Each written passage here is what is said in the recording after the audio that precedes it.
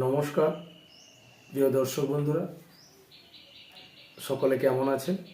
নিশ্চিত ভালো আছেন, কুশলে আছেন। সকলে প্রণাম এবং ভালোবাসা নেবেন। প্রথমে ক্ষমা চেয়ে নিচ্ছি, গত 2 দিন ব্যক্তিগত কারণের অসুবিধার কারণে কোনো ভিডিও আপলোড করতে পারিনি। আবার এসেছি আপনাদের সামনে প্রতিবেদন নিয়ে। আপনারা দেখছেন কাকদ্বীপ টিভি। প্রিয় দর্শক, আপনি যদি ভালো থাকেন, প্রতিবেশী যদি ভালো না থাকে, প্রতিবেশী যদি সমস্যার মধ্যে থাকে, আপনি কিন্তু ভালো থাকতে পারেন না। এটা একটা সর্বজনবিদিত। তাই আমাদের প্রতিবেশী বাংলাদেশে যেভাবে টালমাটাল পরিস্থিতি, অস্থিরতার পরিবেশের মধ্য দিয়ে বাংলাদেশ এগিয়ে চলেছে, এটা আমাদেরকে পীড়া দেয়। এবং সেই সঙ্গে বাংলাদেশের মানুষজনের কাছে খুবই অস্থির এবং কষ্টের একটা জায়গা তৈরি হয়েছে। মার্কিন charge the affairs Tracy Jacobson তিনি মোহাম্মদ ইউনূসের সঙ্গে 11 তারিখ বৈঠক করেছেন বাংলাদেশের বর্তমান পরিস্থিতি নিয়ে। তার পরের দিন 12 তারিখ আবার তিনি সেনাপ্রধান ওয়াকারুজ্জামানের সঙ্গে বৈঠক করেছেন। এই বৈঠকটি অত্যন্ত তাৎপর্যপূর্ণ, কারণ 13 তারিখেই তার পরের দিন ডোনাল্ড ট্রাম্প এবং নরেন্দ্র মোদীর প্রস্তাবিত বৈঠক ছিল। তার আগে কেন ট্রেসি জ্যাকবসনকে পাঠিয়ে বাংলাদেশের যে লিডার্স যারা রয়েছে তাদের সঙ্গে আলোচনা করার প্রয়োজন হলো? অবশ্যই একটা প্রয়োজন, কারণ মোদি ট্রাম্প এটা জেনে নিতে চাইছিলেন যে বর্তমানে সেনাপ্রধানের অভিমত এবং ডক্টর ইউনূসের তত্ত্বাবধায়ক সরকারের প্রধান উপদেষ্টা তার অভিমতটা কীরকম। তার অনুসারে 13 তারিখ বৈঠকে আলোচনা করার উদ্দেশ্যেই কিন্তু এই বার্তাগুলো নিয়ে ওখানে পৌঁছে গেছেন ট্রেসি জ্যাকবসন। আমরা সকলেই জানি যে গত 5ই আগস্ট যেভাবে নির্বাচিত সরকারের প্রধানমন্ত্রী হাসিনাকে সরিয়ে একটি তত্ত্বাবধায়ক সরকার এসেছে, তারা যেভাবে বাংলাদেশে তারপর থেকেই এক অস্থির, নিরাপত্তাহীনতা এবং অস্থিতিশীল বাংলাদেশের জন্ম দিয়েছে। কোনোভাবেই তারা সক্ষম হচ্ছে না, কিন্তু তারা বারংবার এটা প্রমাণ করতে চাইছে তাদের শাসনকালটা ভালো, হাসিনার শাসনকালটা খারাপ। তারা বিভিন্নভাবে লেগে পড়েছিল হাসিনার শাসনকাল কতটা ফ্যাসিস্ট ছিল, কতটা স্বৈরাচারী ছিল, কতটা একনাক্রান্ত ছিল, কতটা মানুষের অসুবিধা ছিল। তাদের শাসনকাল অত্যন্ত ভালো, এটা তারা প্রমাণ করতে অত্যন্ত তৎপর হয়েছে। কিন্তু হাসিনা বিভিন্ন সাক্ষাৎকারে বলেছিলেন যে আমি যদি সাদা চামড়া মানুষদের সঙ্গে আপোষ করতাম, সেন্ট মার্টিন দ্বীপটি যদি মার্কিন উপনিবেশের জন্য বা সেনা ঘাঁটি তৈরি করার জন্য দিয়ে দিতাম, সেক্ষেত্রে আমার সরকারের কোনো পতন হতো না।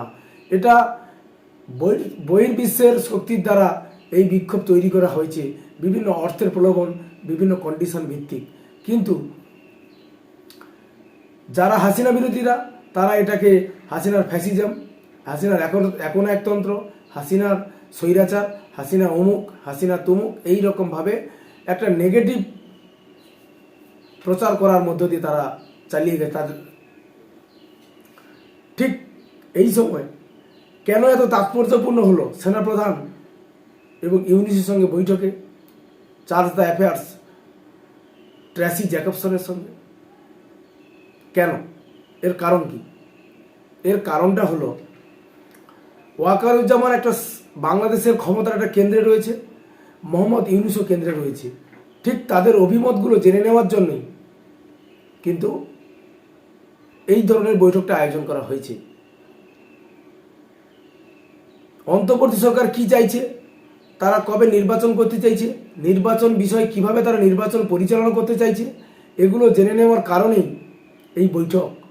এবং এই যে গণতান্ত্রিক নির্বাচন আসতে চলেছে বা আগামী দিনে হবে, সেখানে সর্বদলের একটা অংশগ্রহণের জায়গা যেন থাকে, তার ভিত্তিটাই জোর দেওয়া হয়েছে।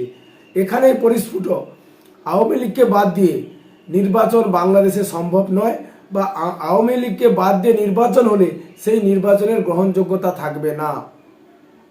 এটাই বারবার বৈঠকে উঠে এসছে। তাই আগামীতে আওয়ামী লীগকে সঙ্গে নিয়ে তাদের নির্বাচন করতে হবে। এবং আওয়ামী লীগ হচ্ছে বাংলাদেশের সর্ববৃহৎ জনপ্রিয় দল, রাজনৈতিক দল, তাই তাদের বাদ দিয়ে কখনো নির্বাচন হতে পারে না।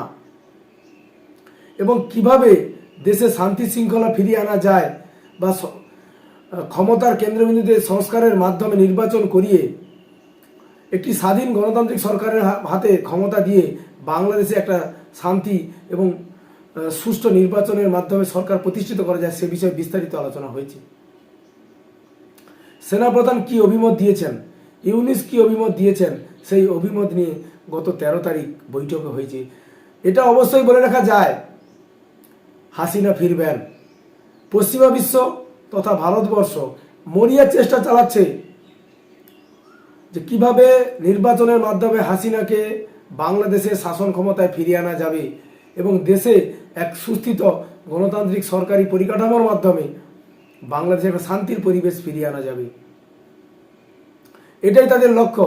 ভারতবর্ষ এখানে 2025 সালে 1971 সালে যেমন ইন্দিরা গান্ধী ত্রাতার ভূমিকা নিয়েছিল, বাংলাদেশ বাঁচানোর তাগিদে ভারতের সেনাবাহিনী পাঠিয়ে তাদেরকে মুক্ত করেছিল, স্বাধীনতা পাইয়ে দিয়েছিল, ঠিক এখানে নরেন্দ্র মোদীজি 2025 সালে ইন্দিরা গান্ধীর ভূমিকায় অভিনয় করছেন বা তিনি তার দায়িত্বটা পালন করছেন। কারণ ভারত চাইছে যেভাবে হোক বাংলাদেশের সুস্থিত এবং শান্তির পরিবেশ ফিরে আসুক। অবশ্যই সেটা আগামী দিনে আসবে। ভারত এই জন্য বিশ্ব